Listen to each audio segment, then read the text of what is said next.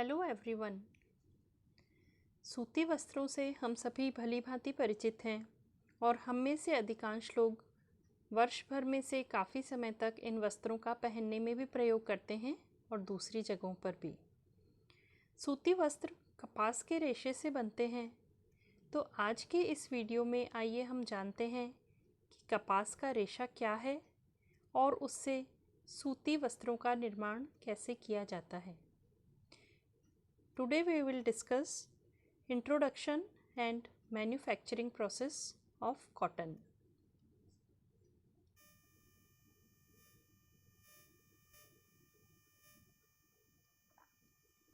कपास एक प्राकृतिक वानस्पतिक रेशा है।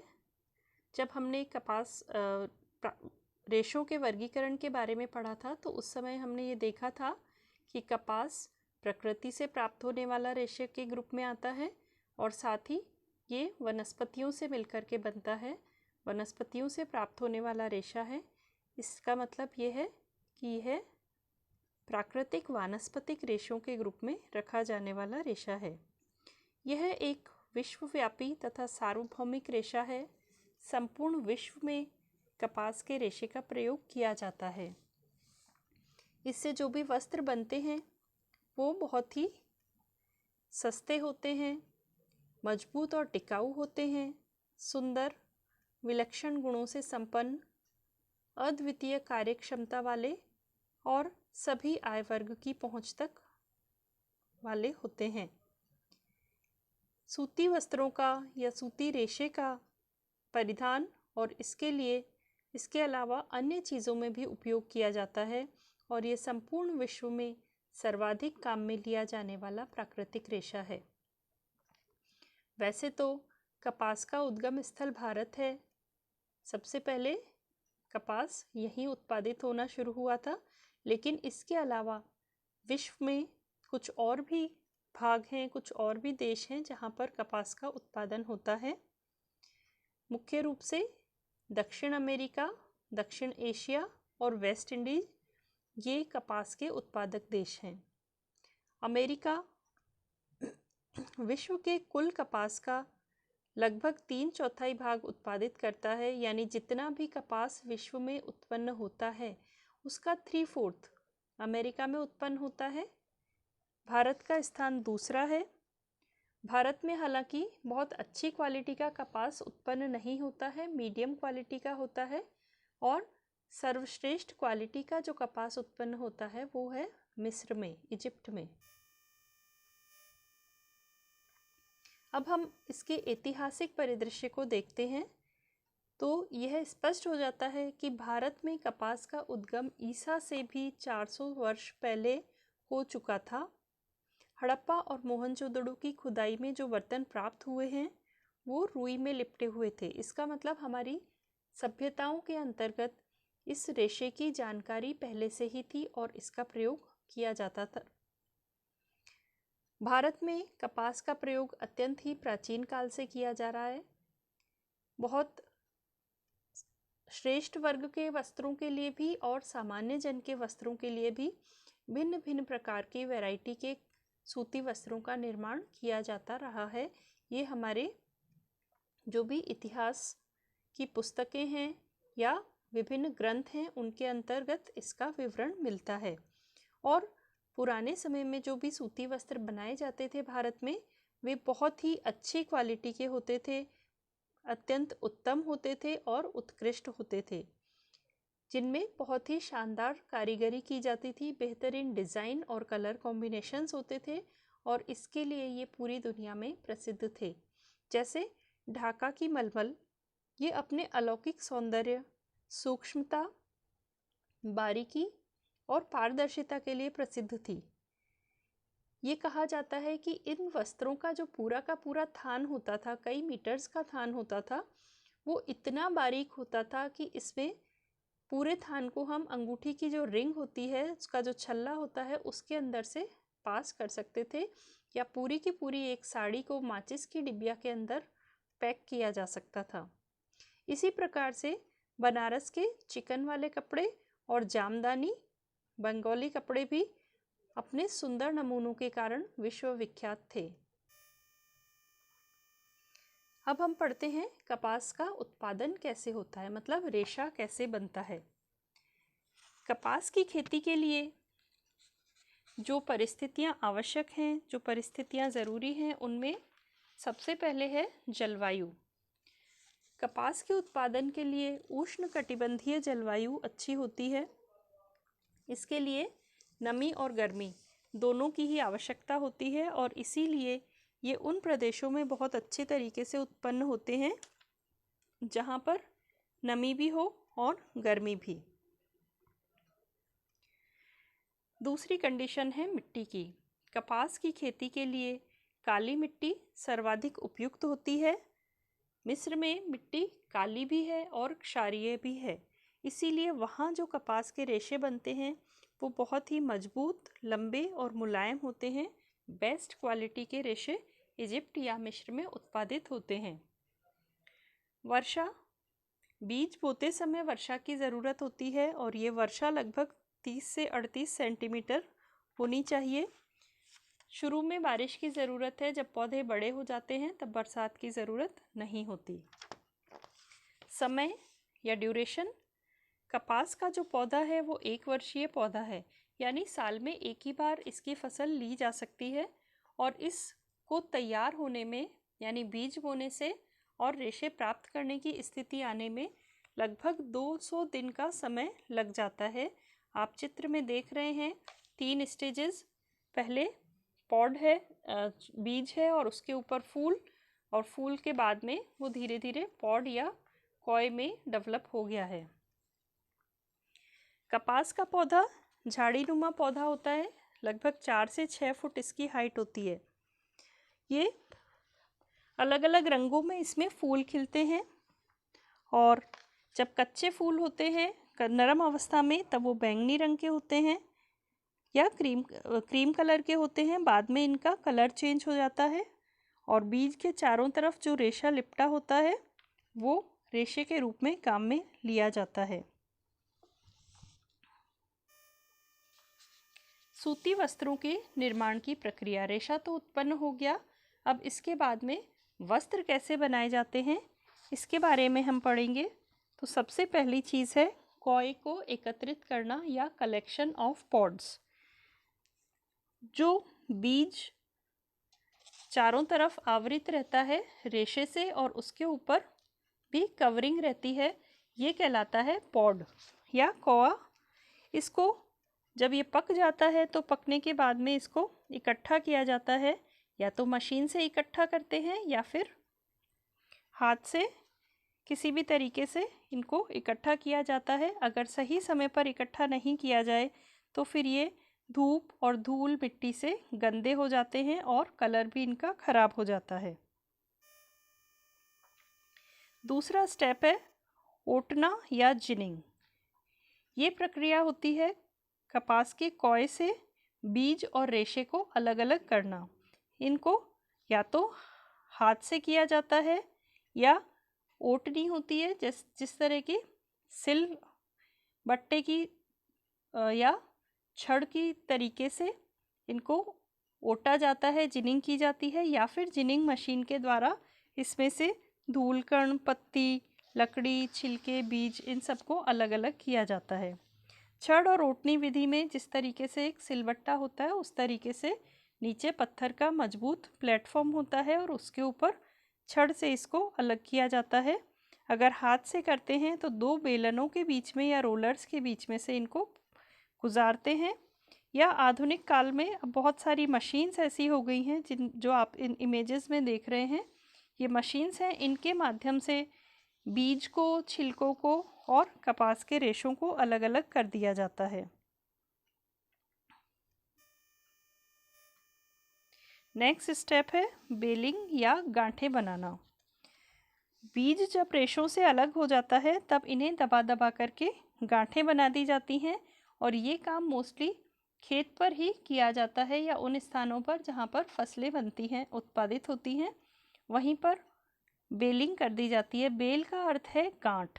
तो कपास की जो गांठ होती है कपास के रेशों की, उसे कहा जाता है बेल, और इस बेल को तैयार करने के लिए इनको पैकिंग की जाती है।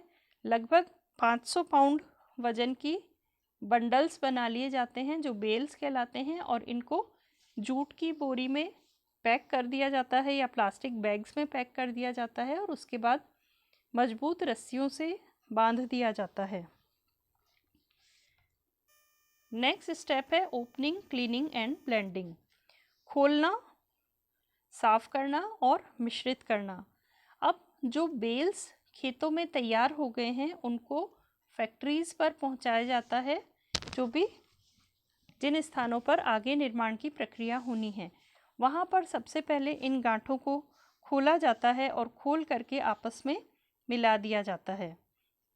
इसका पर्पज़ ये है कि हर खेत से या हर अलग अलग स्थान से आने वाले रेशे का क्वालिटी, उसकी वैरायटी अलग अलग होगी, तो अलग अलग तरह के रेशे जो मिल रहे हैं उनसे बनने वाले धागे अलग ना हो, उनसे बनने वाले वस्त्र अलग ना हो, उन सबकी एक समान क्वालिटी रहे, उन सभी में एक से गुण रहें। इसीलिए सभी जगह से जो भी रेशे आए हैं, जो भी बेल्स आई हैं, उनको मिश्रित कर दिया जाता है, एक दूसरे के साथ में मिला दिया जाता है। तो सबसे पहले इनको खोला जाता है और उसके बाद में इनको मिश्रित किया जाता है, और इस समय पर इसमें बहुत सारी अशुद्धियाँ और धूल कण होते हैं। कई तरह की मिट्टी भी है, ऑयल भी हो सकते हैं, ग्रीस भी हो सकते हैं, पत्तों के, पत्थरों के, बहुत सारी तरह की मिलावट या अशुद्धियाँ इसमें इस समय पर होती हैं, और इसलिए इनकी क्लीनिंग की जाती है या सफाई की जाती है। तो सभी गांठों को आपस में ब्लेंड करके फिर साफ़ किया जाता है, और इसके बाद में जैसा आप इसमें लास्ट इमेज में देख रहे हैं, साफ रुई की 1 इंच मोटी और 40 इंच चौड़ी चादरें तैयार कर ली जाती हैं, और इनका वजन लगभग 40 पाउंड होता है, और इसे कहा जाता है लैप या पिकर लैप। पिकर लैप बनने के बाद अगला स्टेप है कार्डिंग या धुनाई। ये काम भी हाथ और मशीनों से दोनों तरीके से किया जा सकता है। इस प्रक्रिया में रेशे साफ हो जाते हैं काफ़ी हद तक, और समानांतर भी हो जाते हैं एक दूसरे के। जो भी रेशे हैं उनको कार्डिंग मशीन से पास करते हैं, और जैसा आप इन इमेजेस में देख रहे हैं, कार्डिंग मशीन्स में रोलर्स लगे होते हैं। रोलर्स के ऊपर ये धातु के भारी रोलर्स हैं, इनके बीच में थोड़ा सा गैप है, और इन रोलर्स की सतह पर बहुत ही बारीक धातु के तार लगे होते हैं। तो जो कॉटन है वो तारों में फंस जाती है, और जो छोटे छोटे रेशे होते हैं, जो बहुत ही कम लंबाई के रेशे होते हैं, वो और सारी गंदगी या अशुद्धि वो नीचे झड़ जाती है। इन छोटे रेशों को नॉइल्स कहा जाता है। लंबे रेशे एक दूसरे के काफ़ी हद तक समानांतर हो जाते हैं, हालांकि इस स्टेज में अशुद्धि भी थोड़ी सी बची रह जाती है, और समानांतर भी रेशे 100% नहीं होते हैं, कुछ कम हो पाते हैं, और फिर उनको इकट्ठा कर लिया जाता है या बड़े बड़े ड्रम्स में इकट्ठा कर लेते हैं। ये एक गोल मोटे रस्से के रूप में हो जाता है, जिसको कहा जाता है कार्ड स्लाइवर। कार्डिंग के बाद की अगली प्रक्रिया है कॉम्बिंग। ये सभी प्रकार के वस्त्रों के लिए या धागों के निर्माण के लिए किया जाए ऐसा ज़रूरी नहीं है। जो बहुत हाई क्वालिटी के धागे या वस्त्र बनाने होते हैं तब कॉम्बिंग की प्रक्रिया की जाती है। कॉम्बिंग कंघी करना, जैसे हम अपने बालों में कंघी करके उनको एक दूसरे के समानांतर कर लेते हैं, उसी प्रकार से जो रेशे हैं कपास के वो 100% एक दूसरे के समानांतर हो जाएं, उसमें जितनी भी अशुद्धि है वो पूर्ण रूप से बाहर निकल जाए, और साथ ही जो छोटे रेशे हैं, बहुत छोटे रेशे यानी नॉइल्स, वो नॉइल्स भी पूरी तरह से हट जाएं। इसके लिए कॉम्बिंग की प्रक्रिया की जाती है, और जैसा कि आप इस डायग्राम में देख रहे हैं, फीड रोलर से कॉम्स की तरफ, कॉम्स वही दांतेदार संरचना जिस तरह के हमारे लिए कॉम्स होते हैं, तो रोलर्स के बीच बीच में दांते लगे होते हैं, और ये दांते जो कार्ड स्लाइवर आ रहा होता है उस स्लाइवर को पूरी तरह से एक दूसरे के समानांतर कर देता है। पतले पतले रस्सियाँ, बिना बटी हुई रस्सियाँ, अनट्विस्टेड रोप्स की तरह से ये संरचना बन जाती है, और इसे कहा जाता है कॉम्ड स्लाइवर। इसके बाद अगला स्टेप होता है खींचना या ड्राइंग, इसे ड्राफ्टिंग भी कहा जाता है। और ये वो स्टेज है जब हम अगर कॉटन के साथ किसी दूसरे रेशे को मिश्रित करना है, यानी इस प्रक्रिया को कहा जाता है ब्लेंडिंग। तो अगर किन्हीं दूसरे फाइबर्स को कॉटन के साथ में ब्लेंड करना है तो वो स्टेप भी ड्राइंग के अंदर किया जाता है या ड्राफ्टिंग के अंदर किया जाता है। अब अलग अलग स्थानों से जब कॉटन आती है या रेशा आता है तो उसकी अलग अलग गुण होते हैं। उन सभी को अच्छे से मिश्रित करने के लिए जो कार्ड स्लाइवर होते हैं या कॉम स्लाइवर होते हैं, उन स्लाइवर्स को जो ड्रम में रखे होते हैं रोलर्स के बीच में से पास किया जाता है। इससे जो रस्से हैं या स्लाइवर्स हैं उनकी मोटाई भी कम हो जाती है और अलग अलग वैरायटी के फाइबर्स को हम एक दूसरे के साथ में मिला भी सकते हैं। जैसे इन इमेजेस में आप देख रहे हैं, पॉलिएस्टर और कॉटन के अलग अलग ड्रम रखे हुए हैं और इन ड्रम्स में से जैसे अगर 50-50 पॉलिएस्टर कॉटन बनाना है तो 4 या 6 या 8 स्लाइवर या जितने भी स्लाइवर हम एक रेशे के ले रहे हैं, कॉटन के ले रहे हैं, उतने ही स्लाइवर्स हम पॉलिएस्टर के भी ले लेते हैं और इन सभी को खींच करके ड्रॉ रोलर्स के बीच में से पास करते हैं। इससे ये रेशे एक दूसरे के साथ में अच्छी तरह से मिश्रित हो जाते हैं और बनने वाला रेशा पॉलिएस्टर कॉटन स्लाइवर बन जाता है। तो ये प्रक्रिया है जहाँ पर हम रेशों को खींच करके और ब्लेंड भी करते हैं और इससे जो प्रोडक्ट बनता है उसे कहा जाता है ड्रॉ स्लाइवर। नेक्स्ट स्टेप है रोविंग। ये प्रक्रिया ऐसी है जिसमें ड्रॉ स्लाइवर को, बहुत सारे ड्रॉ स्लाइवर हैं, उन सबको एक साथ में मिला करके तेज़ी से घुमाया जाता है एक फनल के ऊपर और उस फनल के ऊपर घूमने से जो मोटा रस्सा है या स्लाइवर की जो रस्से की मोटाई है अभी तक अनट्विस्टेड है, वो रस्सा उसमें थोड़े थोड़े फॉल्स ट्विस्ट भी आ जाते हैं और उसकी मोटाई भी काफ़ी कम हो जाती है। तो जैसा पेंसिल का लेड होता है उतने मोटाई के ये रस्से रह जाते हैं या बहुत ही पतले हो जाते हैं और इनमें हल्के हल्के से ट्विस्ट भी आने लग जाते हैं, ऐंठन भी पड़ने लग जाती हैं, हालांकि ये फॉल्स ट्विस्ट होते हैं। और इस स्थिति में रोविंग की प्रक्रिया के बाद जो प्रोडक्ट बनता है उसका नाम भी रोविंग ही होता है। नेक्स्ट स्टेप है कताई या स्पिनिंग। रोविंग की प्रक्रिया के बाद कपास के रेशों को रिंग स्पिनिंग फ्रेम पर डाला जाता है। ये जो इमेज आप सबसे राइट में देख रहे हैं ये रिंग स्पिनिंग फ्रेम है। इसका नाम रिंग स्पिनिंग फ्रेम इसलिए रखा गया है कि इसमें बॉबिन के चारों तरफ एक रिंग होती है। रिंग के ऊपर एक गाइड होता है या ट्रेवलर होता है और ये ट्रेवलर लगातार घूमता रहता है, जिसकी वजह से रोविंग के अंदर बहुत सारे ट्विस्ट आ जाते हैं और क्योंकि इसके घूमने की गति बहुत तेज होती है तो बहुत ही पतले धागे का निर्माण इससे हो जाता है। तो कताई की प्रक्रिया से जितने भी स्लाइवर्स की स्टेजेस से हम निकल कर के आए हैं तो रेशे से सभी तरह के एक के बाद एक स्लाइवर्स बनते हैं और उसके बाद अंततः धागा बन जाता है, जिसे यहाँ इमेजेस में आप देख रहे हैं गट्टों में या रील्स पर लपेट करके इकट्ठा कर लिया जाता है। रेशे से धागा बन गया। अब धागे से वस्त्र बनाने के लिए वीविंग या बुनाई की प्रक्रिया की जाती है।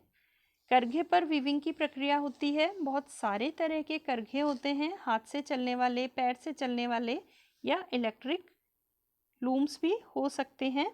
तो उनमें ताने के धागों को बांध दिया जाता है और फिर बाने के धागे को शटल के माध्यम से इंसर्ट करते हैं। ये प्रक्रिया बुनाई की प्रक्रिया कहलाती है। कॉटन में मोस्टली वीविंग ही की जाती है। Plain weave, twill weave, satin, satin, इस तरह की कई वीव्स इसके लिए कॉमन हैं जिनसे कपड़ों का निर्माण किया जाता है।